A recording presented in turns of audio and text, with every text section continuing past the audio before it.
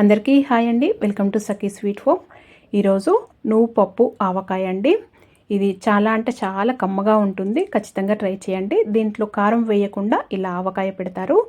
పిల్లలకైతే చాలా ఇష్టంగా తింటారు. ఈ విధంగా ఒకసారి ట్రై చేసి చూడండి. ఈ కొలతలతో ఈ టిప్స్ ఫాలో అవుతూ చేశారంటే పర్ఫెక్ట్గా చాలా టేస్టీగా వస్తుంది. ఖచ్చితంగా ట్రై చేయండి. ఇలా వేడివేడి అన్నంలో కానీ చాలా రుచిగా ఉంటుంది. ఖచ్చితంగా టిఫిన్స్లో కూడా చాలా బాగుంటుందండి. ఇక్కడ నేను ఒక 3 మామిడికాయలు తీసుకొని మంచిగా కడుక్కొని ఇలా తడి లేకుండా ఆరబెట్టానండి. ఒక 1 అవర్ అలా పక్కన పెట్టేశాను. మంచిగా తుడిచి తర్వాత ఇలా కట్ చేసుకోవాలి, లేదా టెంకలతో అయినా కానీ కట్ చేసుకోవచ్చండి. నేను ఈ విధంగా కట్ చేస్తున్నానండి. కొద్దిగానే కాబట్టి ఈ విధంగా కట్ చేస్తున్నాను. ఒక 2 మామిడికాయ ముక్కలు, ఒక 2 ఏమో అలాగే టెంకలతోని కూడా కట్ చేశాను. ఈ విధంగా అయినా చేసుకోవచ్చు, టెంకలతో అయినా కానీ కట్ చేసుకోవచ్చండి. ఇలా మీకు ఎంత సైజు కావాలో ఆ విధంగా కట్ చేసుకోవచ్చు. ఇలా నేను పెద్ద సైజే కట్ చేశానండి. చూడండి, 2 ఏమో ఇలా టెంకలతోని అలాగే కట్ చేశాను. ఇప్పుడు ఇవి కప్పు కొలతలతో కూడా చూపిస్తున్నాను. నాకు ఇక్కడ 3 కప్పుల పైన కొద్దిగానే అయినాయండి. నాకు 3 కప్పుల ఇది మామిడికాయ ముక్కలైనవి, కొద్దిగానే మిగిలినాయండి.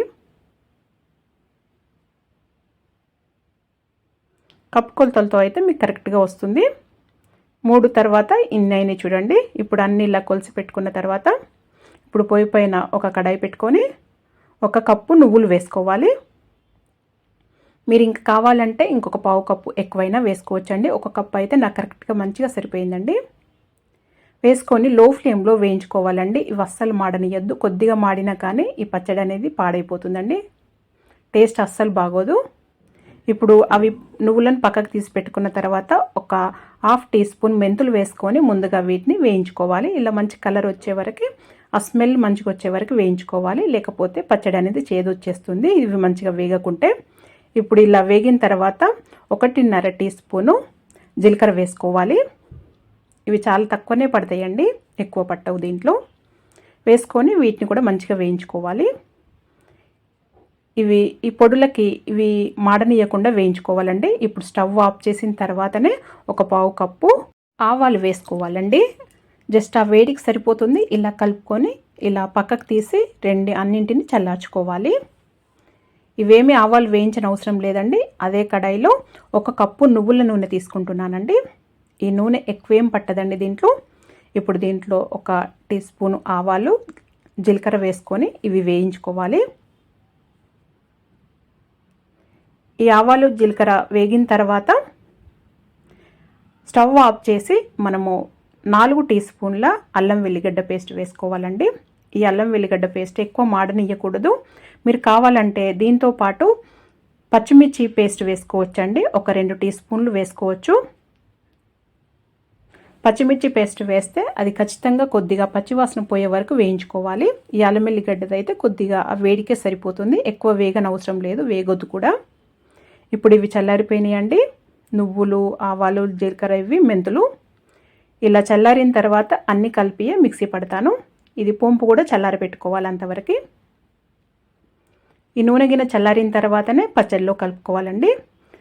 అది చల్లారే అంతవరకు ఇది నేను మిక్సీ పట్టానండి. నువ్వులు, ఆవాలు, జీలకర్ర, మెంతులు అవి ఇలా మిక్సీ పట్టుకున్నది ఈ ముక్కలలో వేసుకోవాలి. ఈ పౌడర్ని మొత్తము.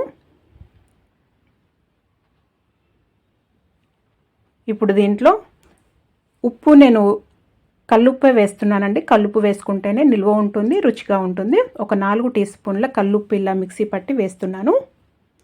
కావాలంటే తర్వాత తక్కువ పడితే మళ్ళీ వేసుకోవచ్చు, కానీ ముందైతే తక్కువనే వేసుకోవాలి. ఒక 1/2 టీ స్పూన్ పసుపు వేసుకోవాలి. వేసుకొని ముందుగా ఇది అంతా కలుపుకోవాలి.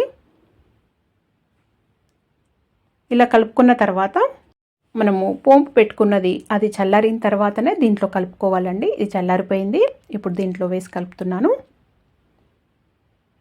అట్లా దీంట్లో వేసుకొని చక్కగా కలిపేసుకోవటమే. నేనైతే ఇలా కలిపిన తర్వాత ఇలా కొద్దిగా ఒక 2-3 గంటలు అలాగే పక్కన పెట్టానండి, మూత పెట్టి. తర్వాత జాడీలోకి, తడి లేని జాడీలోకి ఎత్తిపెట్టుకోవాలి. గాజు సీసాలకు కొని పచ్చడి జాడీలు ఉంటాయి కదా, దాంట్లో ఎత్తిపెట్టుకున్నా కానీ ఎక్కువ రోజులు నిల్వ ఉంటుంది. చాలా ఫ్రెష్గా చాలా బాగుంటుందండి. కమ్మగా ఉంటుంది పచ్చడి అయితే. పిల్లలైతే ఇష్టంగా తింటారు. ఖచ్చితంగా ట్రై చేయండి. ఈ విధంగా చేసి పెట్టుకుంటే ఎక్కువ రోజులు నిల్వ ఉంటుంది. ఈ కొలతలతో ఈ టిప్స్ ఫాలో అవుతూ చేయండి. మీరు కూడా పర్ఫెక్ట్గా చాలా బాగా చేయగలుగుతారు. ఇది ఒక 2-3 గంటల తర్వాత మళ్ళీ చూపిస్తున్నానండి. ఇలా మంచిగా ఈ కన్సిస్టెన్సీలో ఉంటుంది, చాలా బాగుంటుంది. ఇంకొక 2 రోజుల తర్వాత చక్కగా ఊరితే ఇంకా బాగుంటుంది. ఇలా గాజు సీసాలో, తడిలేని గాజు సీసాలో ఎత్తి పెట్టుకోవాలి. ఇది ఫ్రిడ్జ్లో అయినా పెట్టుకోవచ్చు, బయట అయినా పెట్టుకోవచ్చు అండి. ఫ్రిడ్జ్లో పెట్టుకుంటే ఇంకా ఫ్రెష్గా ఉంటుంది. మరి మీరు కూడా ఒకసారి ఈ విధంగా ట్రై చేయండి. మరి మీకు కనుక వీడియో నచ్చినట్టయితే లైక్ చేయండి, షేర్ చేయండి, సబ్స్క్రైబ్ చేసుకోండి. Thank you for watching.